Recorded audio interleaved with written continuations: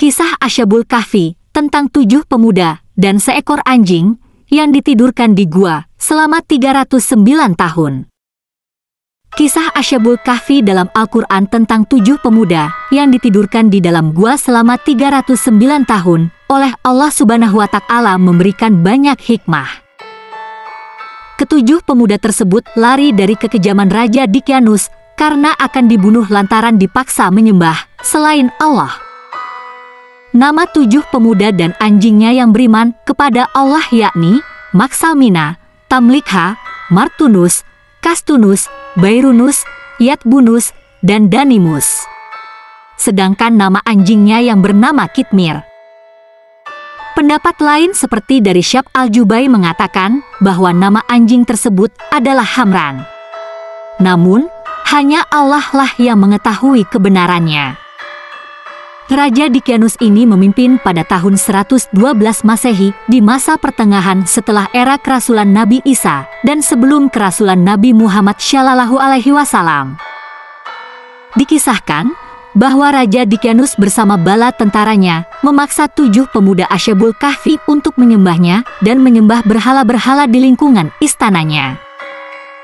Namun 7 pemuda beriman ini tetap teguh pada pendiriannya.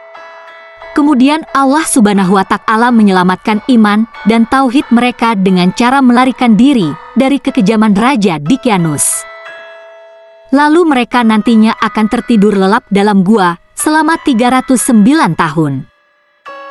Banyak yang berpendapat lokasi gua terdapat di Yordania, di perkampungan Al-Rajib atau dalam Al-Quran disebut Al-Rakim yang berjarak 1,5 km dari kota Abu Alanda, dekat kota Amman, Yordania.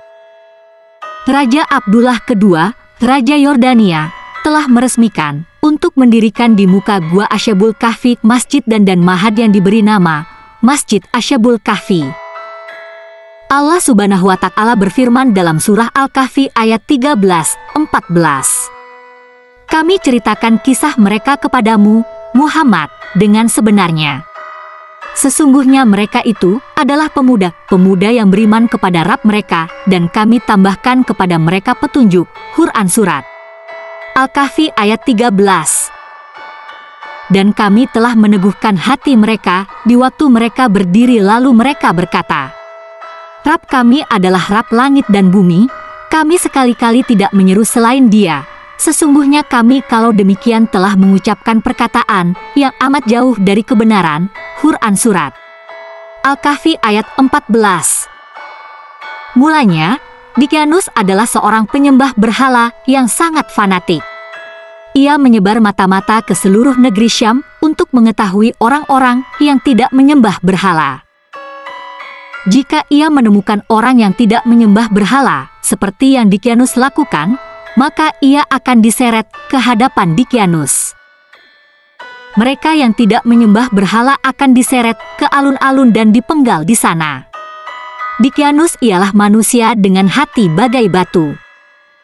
Dia tertawa lebar menyaksikan jerit dan tangisan keluarga yang ditinggal dan disaksikan oleh seluruh penduduk Syam. Setiap kali Kaisar Romawi mengabarkan bahwa ia sangat senang dengan kepemimpinan Dicyanus, maka Dicyanus segera menggelar pesta besar. Suatu hari Dicyanus mengadakan pesta pernikahan besar. Ia mengundang seluruh rakyatnya untuk hadir tanpa terkecuali. Seluruh penduduk diperintahkan menghias rumah dengan lampu-lampu cantik. Hari yang dinanti pun tiba. Orang-orang berkumpul di sekitar istana yang dikelilingi parit yang sangat lebar. Mereka menari dan bernyanyi bersama. Sementara itu, para menteri memadati istana. Tidak lama kemudian muncullah Dicyanus dan mempelai wanitanya yang disambut meriah dengan sorak tepuk tangan. Dicyanus kemudian duduk dengan khusyuk di depan berhala yang berada di tengah-tengah istana. Suasana menjadi senyap. Dicyanus menyembah berhala itu, kemudian menyerahkan sesembahan, lalu kembali bersujud pada patung yang terbuat dari emas itu. Dia kemudian duduk dalam singgasananya menyaksikan para menteri dan rakyatnya yang silih berganti menyembah berhala.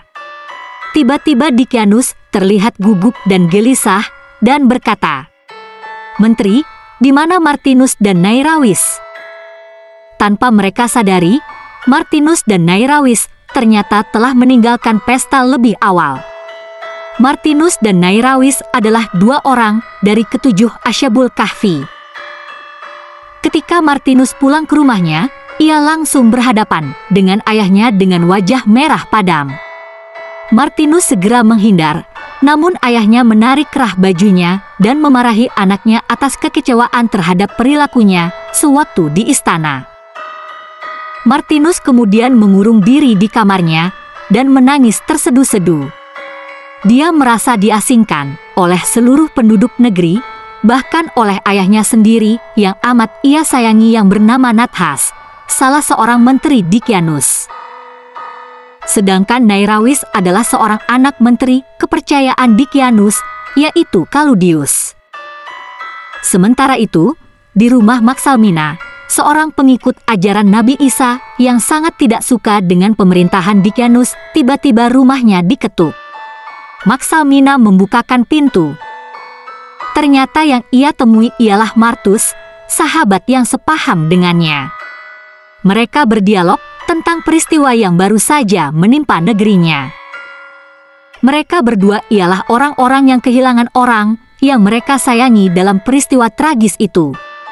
Tidak lama mereka bercakap-cakap, pintu rumah kembali diketuk. Ternyata mereka adalah Nairawis dan Dainamus. Dainamus adalah seorang pedagang yang selalu tertindas dalam ketidakadilan oleh pedagang Romawi. Mereka berempat terlibat dalam pembicaraan yang serius. Hingga akhirnya mereka memutuskan untuk lari dari kota yang penuh dengan kenistaan dan jauh dari Tuhan. Keesokan harinya terdengar kabar bahwa putra dari Dikianus tewas terbunuh di sungai. Pembunuhnya ialah Hawawi Narthusia, seorang pengikut Nabi Isa. Dia segera ditangkap dan disiksa di hadapan Dikianus. Ketika sedang mengawasi penyiksaan ini, mata-mata Dikianus mengatakan kepada Dikianus, "Tuan, aku pernah melihat pemuda ini bersama Martinus dan Nairawis beserta pemuda lainnya.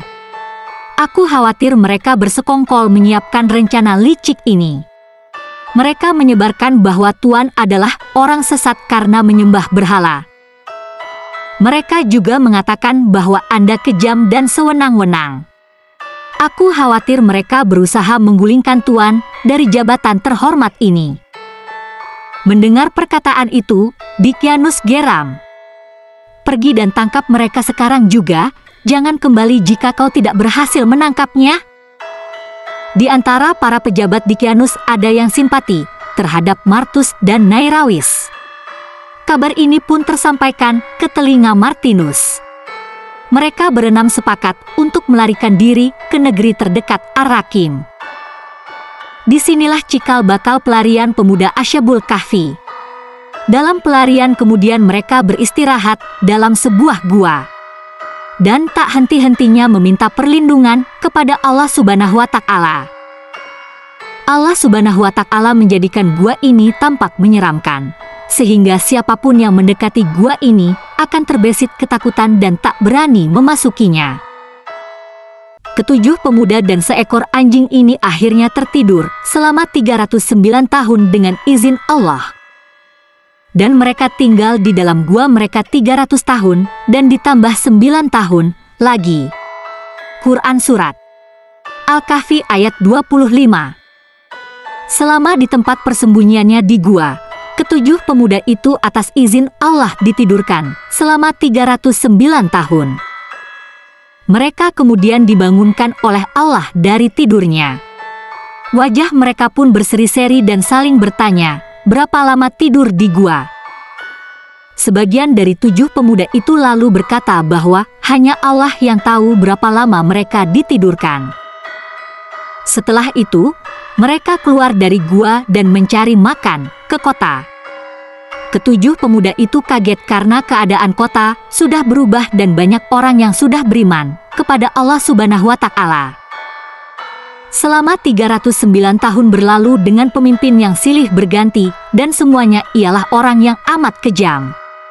hingga akhirnya Allah Subhanahu wa Ta'ala menunjukkan jalan. Tidak berapa lama kemudian, ketujuh pemuda itu meninggal dunia. Negeri Syam yang kini bernama Yordania, kini dipimpin oleh seorang pengikut Nabi Isa yang memerintahkan rakyatnya agar menyembah Allah Subhanahu wa Ta'ala dan menghancurkan berhala. Negeri Syam kini menjadi negeri yang makmur dan rakyatnya terhindar dari kemiskinan. Demikian kisah Ashabul Kahfi dalam Al-Quran tentang 7 orang pemuda yang ditidurkan oleh Allah Subhanahu wa Ta'ala dalam gua selama 309 tahun karena mempertahankan iman dari kekejaman Raja Dicyanus. Terima kasih sudah menonton. Semoga kalian sehat selalu, panjang umur, lancar rezekinya, dan yang sedang sakit semoga cepat sembuh.